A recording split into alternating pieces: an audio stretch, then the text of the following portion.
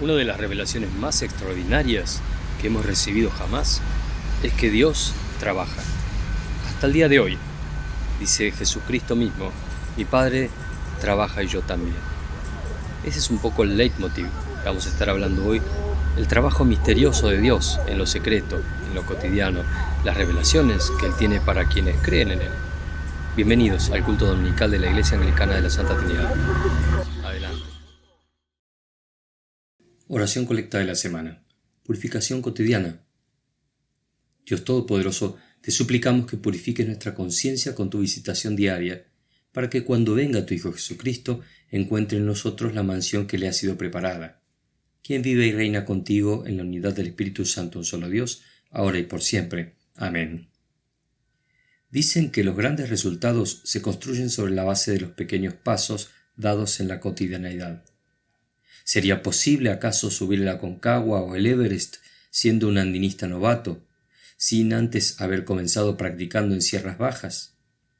Los riesgos son tan obvios y las dificultades tan enormes que a nadie en su sano juicio se le ocurriría intentar esto antes de lo otro. Todo avance en el dominio de cualquier arte es una cuestión de preparación, la cual implica un proceso largo y trabajoso. En principio, tener en claro el objetivo a donde apuntamos, luego saber qué cosas debemos dejar porque no ayudan, y luego adoptar las que sí, de modo tal de poder lograrlo. Es así como para lograr cambios positivos y profundos en el ámbito de nuestra espiritualidad, necesitamos también poder identificar y dejar de lado aquellas cosas que no nos ayudan, a purificarnos de pensamientos, ideas e ideologías que nos confundan, y adoptar las ideas que Dios expresó con claridad en su palabra viva, la Biblia. Esa es la base de la mansión del Espíritu que el Señor Jesucristo viene a buscar. Salmo 80 del 1 al 8. Pastor de Israel, tú que guías a José como un rebaño, tú que reinas entre los querubines, escúchanos. Resplandece delante de Efraín, Benjamín y Manasés. Muestra tu poder y ven a salvarnos. Restáuranos, oh Dios, haz resplandecer tu rostro sobre nosotros y sálvanos. ¿Hasta cuándo, Señor Dios Todopoderoso, arderá tu ira contra las oraciones de tu pueblo? Por comida les has dado pan de lágrimas, por bebida lágrimas en abundancia. Nos has hecho motivo de contienda para nuestros vecinos. Nuestros enemigos se burlan de nosotros. Restáuranos, oh Dios Todopoderoso. Haz resplandecer tu rostro sobre nosotros y sálvanos. Voy a leer del libro de Miqueas del Antiguo Testamento, Miqueas 5, del 2 al 4. Ahora el Señor deja a los suyos, pero solo hasta que dé a luz la mujer que está esperando un hijo. Entonces se reunirán con sus compatriotas los israelitas que están en el destierro.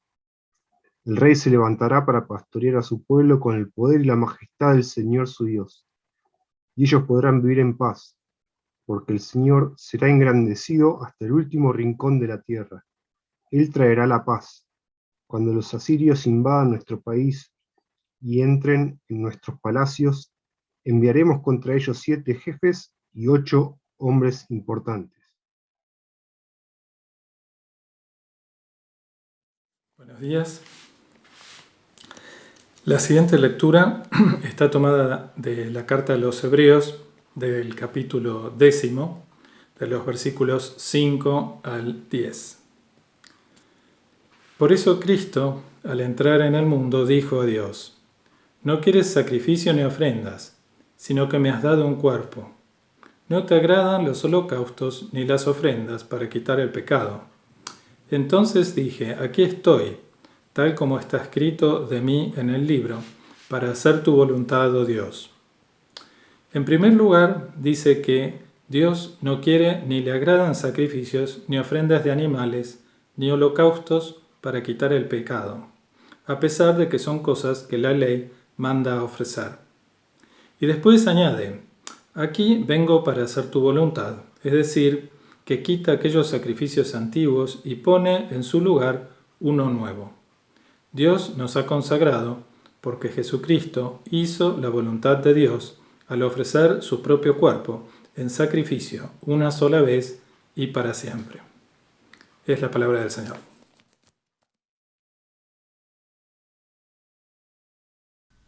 Este es el Evangelio de nuestro Señor Jesucristo según San Lucas, capítulo 1, versículos 39 al 45.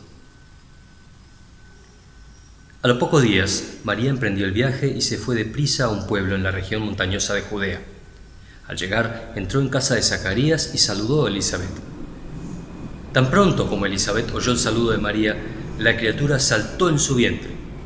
Entonces, Elisabet, llena del Espíritu Santo, exclamó: «Bendita tú entre las mujeres, y bendito el hijo que darás a luz. Pero ¿cómo es esto, que la madre de mi Señor venga a verme? Te digo que tan pronto como llegó a mis oídos la voz de tu saludo, saltó de alegría la criatura que llevo en el vientre. Dichosa tú que has creído, porque lo que el Señor te ha dicho se cumplirá». Entonces dijo María: «Mi alma glorifica al Señor, y mi espíritu se regocija en Dios mi Salvador, porque se ha dignado fijarse en su humilde sierva.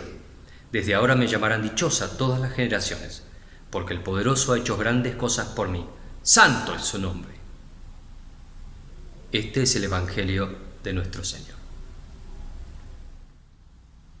En la lectura del Evangelio que hoy nos convoca, vemos que hay una visita inesperada a una joven judía de aquel tiempo que recibe nada más y nada menos que la visita de un ángel, junto además a una tremenda noticia. No solo la visitación de un ángel es algo portentoso, fuera de nuestro alcance, de nuestra comprensión, también viene una tremenda noticia de parte del ángel Gabriel. Tú serás la madre del Mesías. Le estaba hablando a una chica, una adolescente tardía, una persona muy joven que no había tenido un vínculo aún con nadie. Meramente era la prometida de José, un hombre de la zona, un hombre santo de la zona. Le revela el Espíritu Santo: será padre de tu criatura, el Espíritu Santo. Y tu prima, Elisabet, tu pariente, que además decían que era estéril, ya está de 6 meses de embarazo. También será mamá en su avanzada edad. Así que, y lo será del mismo modo. Fue una visitación extraordinaria, fuera de toda comprensión. Algo que realmente María no esperaba de ninguna manera, pero además era incomprensible para cualquiera que fuese la persona que iba a recibir ese mensaje. Y luego de esto, inmediatamente, en los versos 39, nos dice que María entonces se va a ver, sube a la zona montañosa cerca de Jerusalén, probablemente en los pueblitos alrededor de Hebrón, algún pueblito alrededor de Jerusalén, ya en la parte alta del país, porque Zacarías, el esposo de Elisabet, trabajaba en el templo, era miembro del templo, ¿no es cierto?, de los sacerdotes del templo, con lo cual él trabajaba allí. Cuando no estaba en el templo, estaba en su casa en las afueras de Jerusalén, o ahí mismo, ahí en Jerusalén mismo. Entonces María visita y se queda 3 meses con su prima Elisabet.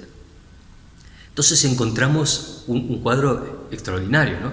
2 mujeres que nadie esperaba que estuvieran embarazadas, una muy joven, otra grande, y ninguna de las dos en condiciones de estarlo. Sin embargo, Dios estuvo trabajando en lo secreto a través de su Espíritu Santo. Dios parece que tenía un plan. Esta visita fue una visita importante, una visita familiar que les daba fuerza y visión y se ayudaban para poder comprender, comenzar a entender qué es lo que Dios estaba haciendo en sus vidas. Imagínense la sorpresa también de Elisabet, una mujer de edad avanzada sin hijos, que todo el mundo decía que era estéril, esposa de un hombre grande que trabajaba en el templo. Era inviable, era algo inesperado por completo para una y para la otra. Por eso fue importante esta visita, este tiempo de estar juntas tratando de captar la visión de Dios. ¿Qué es lo que el ángel Gabriel había querido decirles? ¿De qué se trataba en realidad? Vemos luego este hermoso canto de María, ¿no es cierto? El cántico Magnífica, ¿no? Donde dice: mi alma glorifica al Señor y mi espíritu se regocija en Dios mi Salvador. ¿Por qué? Porque se ha dignado en fijarse en su humilde sierva.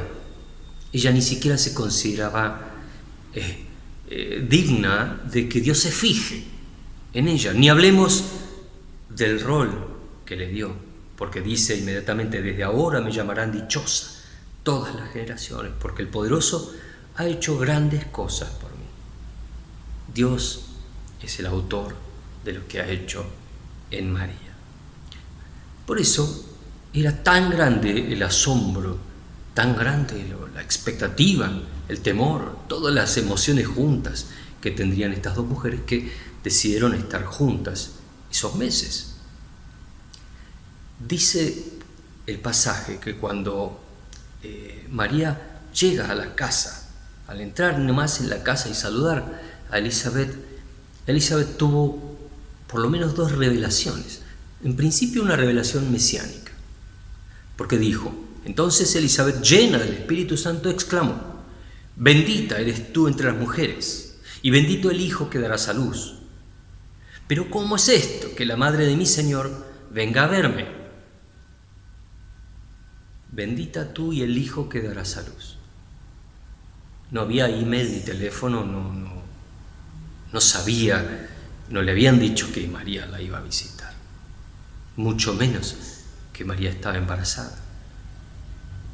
Y en segundo término, ¿cómo es esto, que la madre de mi Señor venga a verme? Tuvo una revelación espiritual.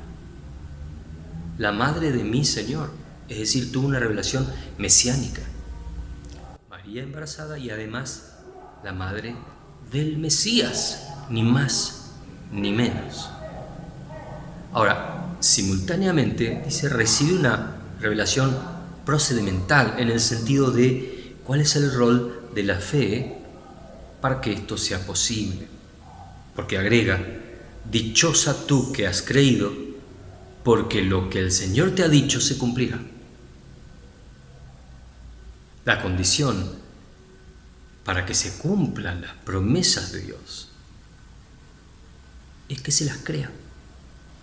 La condición para ver la acción de Dios, cuando Dios estuvo trabajando todo ese tiempo en lo secreto para hacer efectivo la promesa, para cumplir con la palabra que Él había depositado siglos atrás, tenía que ser creer en ella, esperarla, esperar ese cumplimiento. Ellas efectivamente esperaban al Mesías, esperaban al libertador que iba a salir.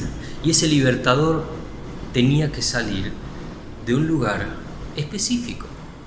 Si recordamos la lectura del profeta Miqueas que nos hicieron antes, vemos que dice en el verso 2: de Belén saldrá el libertador de tu pueblo. De ti, Belén Efrata, pequeña entre los clanes de Judá, saldrá el que gobernará a Israel. Sus orígenes se remontan hasta la antigüedad, hasta tiempos inmemoriales. Estaba escrito que el Mesías iba a salir de un pueblito pequeño, cercano a Jerusalén, llamado Belén. Desde ahí, del pequeño pueblo ese, iba a venir el Mesías, Salvador, Redentor de Israel. Además, agrega: por eso te entregará el enemigo hasta que tenga su hijo, la que va a ser madre, y vuelva junto al pueblo de Israel al resto de sus hermanos.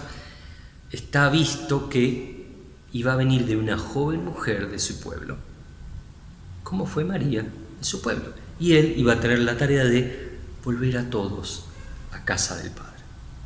Estaba prometido mucho tiempo antes. Y este Mesías, dice, dominará, en el verso 4, hasta los confines de la tierra. Cuando Él gobierne, será el fin de los gobiernos actuales, terrenales, conocidos, toda la corrupción y toda la decepción y todo lo que vivimos.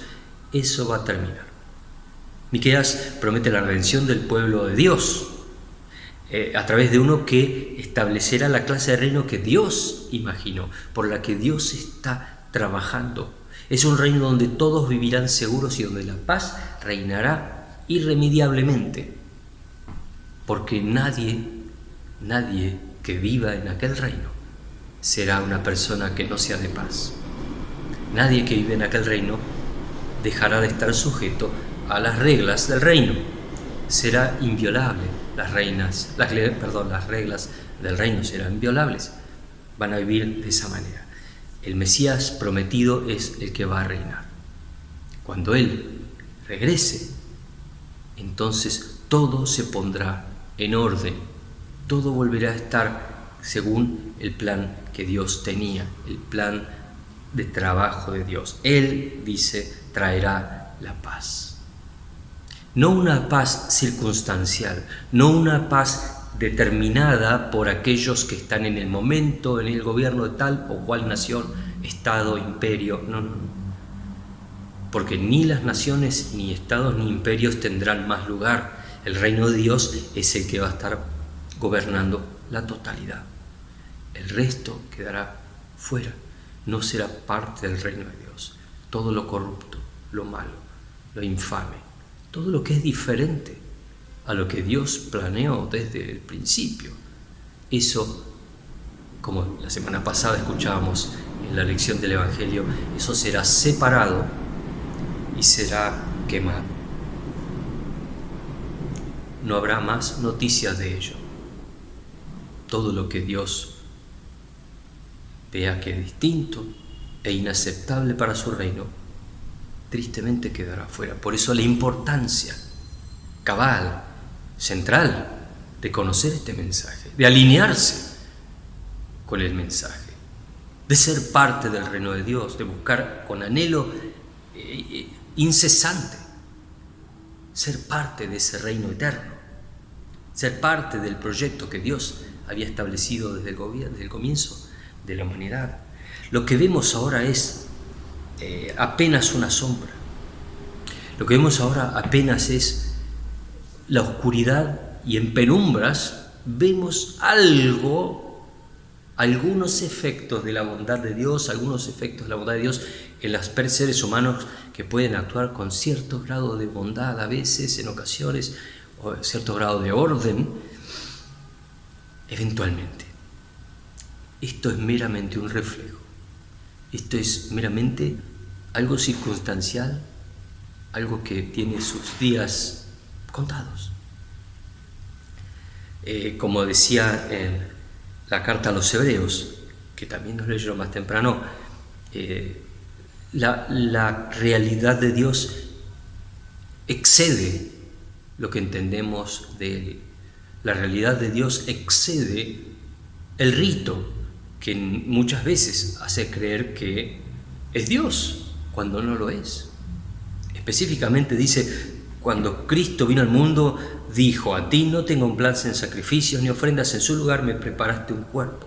No te agradaron ni holocaustos ni sacrificios por el pecado, por eso dije: aquí me tienes. He venido, oh Dios, a hacer tu voluntad. Los holocaustos, los ritos de purificación, las ofrendas y todo demás son parte de un sistema sacrificial que Dios estableció como símil, como modelo, prototipo de lo que va a ser el día de mañana, lo que efectivamente desde nuestra perspectiva ya fue hecho. Cuando venga el Mesías por primera vez y se presente, como dice aquí, como sacrificio vivo para expiar la culpa del mundo, el pecado del mundo. Se cumple este prerequisito que nos permite a nosotros entonces, a través de la fe en Cristo, entrar en esa promesa, ser partícipe de esa promesa. Por eso, una vez más, hablamos del rol de la fe. Como San Agustín nos recordaba, ¿cierto? El entendimiento es la recompensa de la fe. Así que no busquen entender para poder tener fe. En cambio, tengan fe para que puedan entender. Porque efectivamente estas cosas están por encima de nuestra capacidad de comprender. ¿Quién estuvo fuera de este mundo para comprenderlo cabalmente? ¿Quién estuvo en el Averno? ¿Quién estuvo en lo bajo o en lo alto? ¿Quién estuvo con Dios en forma eterna? ¿Quién estuvo en forma hablando con Él cara a cara permanentemente para conocer sus planes? No se excede por completo. En este tiempo, en el siglo XXI, ya finalizando año 2021, muchas veces nos encontramos perplejos frente a la realidad. Hay un montón de cosas para las cuales no tenemos ninguna noción de cómo será, cómo va a ser el mundo futuro, cómo va a ser el mundo de acá a 2 años o a 1 año. Pero Dios sí sabe.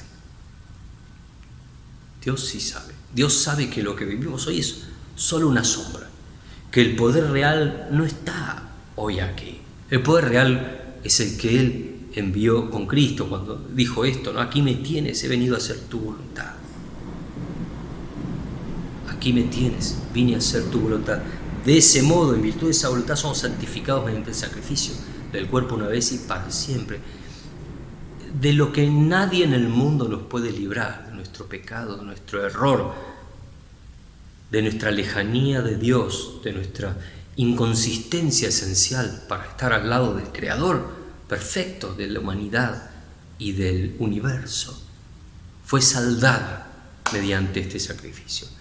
Por eso, a través de la fe llegamos a ser parte de la promesa, depositarios y herederos de esa promesa.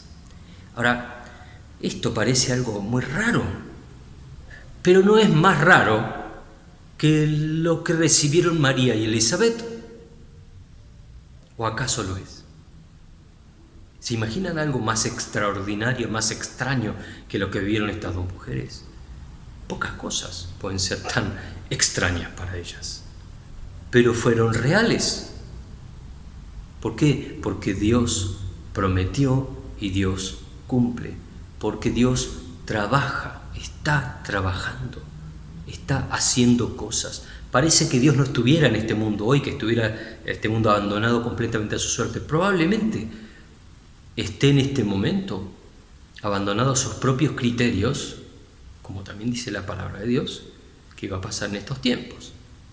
Pero entre tanto, Él sigue trabajando, operando en lo incógnito para dar cumplimiento final a lo que Él ha prometido, para cumplir con las profecías y para poder terminar bien el proceso que dijo que iba a terminar de ese modo. Es decir, cuando el Mesías regrese por vez segunda y final, vendrá ya no como un bebé, no como el hijo de María, vendrá como el Mesías prometido con todo poder. Y ahí comenzará a reinar tal y cual como el profeta Miqueas, Isaías y tantos otros describieron en la Escritura. Por eso la reflexión automática es: nosotros entonces, ustedes, yo, tenemos en claro qué es lo que Dios está haciendo en nuestras vidas en este momento. Tenemos en claro, nos damos una idea de lo que Él está haciendo, pero también tenemos una idea clara de lo que queremos que Él haga, de cuál queremos que sea nuestro futuro, cuál creemos que sea y cuál queremos que sea y cuál estamos luchando para que sea. Tenemos fe suficiente para poder entender su plan, para poder entender lo que Él pretende, lo que Él quiere. Yo creo que ustedes y yo, por estar viendo esta grabación, sin dudas que tenemos esa intención. Lo que no sé si tenemos es la claridad. Y por esto es un tiempo de fe, un tiempo de incrementar nuestra fe, porque nuestra fe en esa dirección, puesta en marcha, en acciones concretas, nos va a ayudar a entender el mundo que vivimos y también a entender el trabajo de Dios. ¿Qué es lo que Dios está haciendo hoy? Y Dios nos va a ir comunicando lo que quiere de nuestras vidas.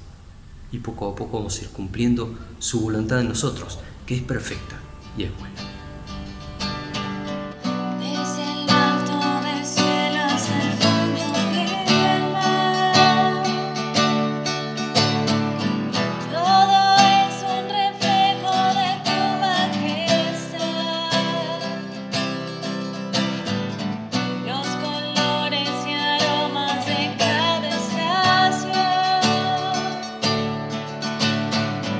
Criaturas cantando su propia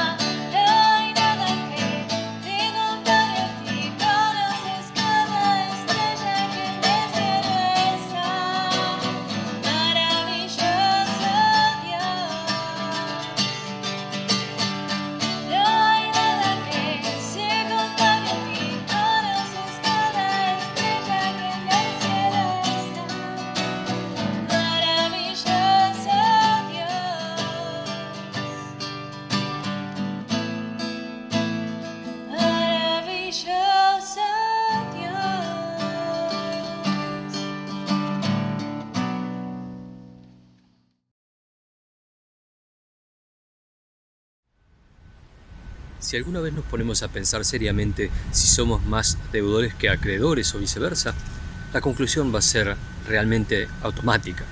Debemos mucho más de lo que damos. Desde que hemos nacido hay quien nos cuida, quien nos alimenta, quien nos hace crecer, quien nos ayuda hasta el día de hoy, siendo adultos. Un montón de personas nos dan todos los días un montón de cosas, servicios, cuidados. ¿Y qué hablar de Dios?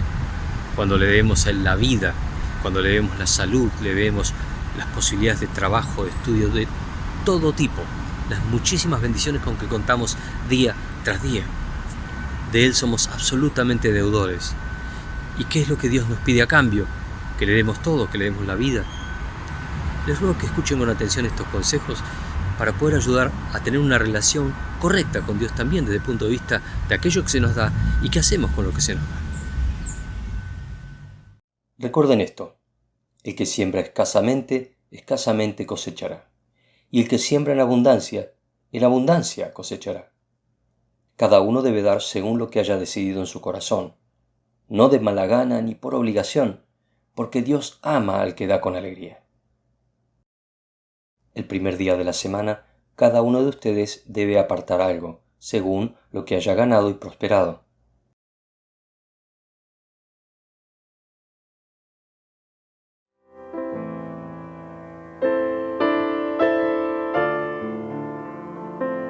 Padre nuestro que estás en el cielo, santificado sea tu nombre. Venga a nosotros tu reino. Hágase tu voluntad.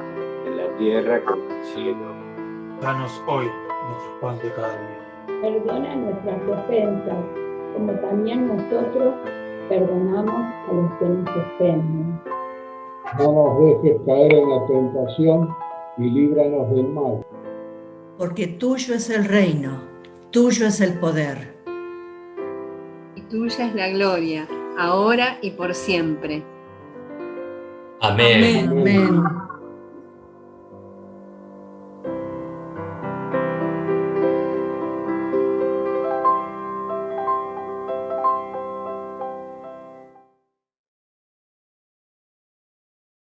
Reflexión de la semana. Diagnóstico. No deberíamos preguntarnos ¿qué está mal en este mundo? Porque ese diagnóstico ya fue hecho. En cambio, deberíamos preguntarnos ¿qué le ha pasado a la sal y a la luz? Por el reverendo John Stott. Ustedes son la sal de la tierra, pero si la sal se vuelve insípida, ¿cómo recobrará su sabor? Ya no sirve para nada, sino para que la gente la deseche y la pisotee. Ustedes son la sal del mundo. Una ciudad en lo alto de una colina no puede esconderse. El Evangelio de San Mateo, capítulo 5, versos 13 y 14. Uno de los problemas de los diagnósticos es que podamos creer en ellos. Cuando hay algo de lo cual no quiero enterarme, lo primero que hago es no creer en la noticia. Cuando la evidencia de su veracidad es insoslayable, mi posición se vuelve insostenible, así que solo me queda quejarme y finalmente resignarme. No queremos creer que el mundo está mal, al menos tan mal como para que tengamos que cambiar bastante a modo de mejorar un poco. Si es verdad que los cristianos somos la sal de la tierra, la que colabora para que este mundo no se corrompa en forma terminal, entonces algo está funcionando mal. ¿Seremos capaces de creer que somos sal en esta tierra? ¿Que Dios nos hizo con una dignidad adecuada a ese propósito?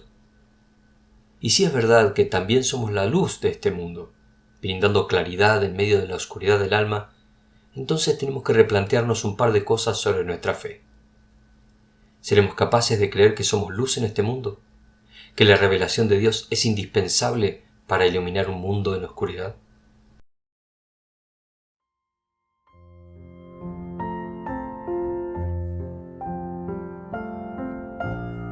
Navidad en Santa Trinidad. En este año se nos invita a seguir la estrella, cuyo nombre es Jesucristo.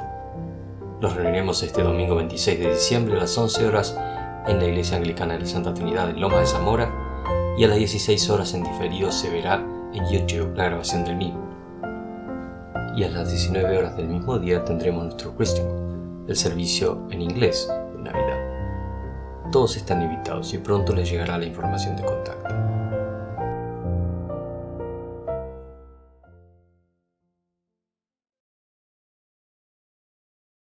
Les agradecemos su presencia aquí con nosotros en este culto dominical.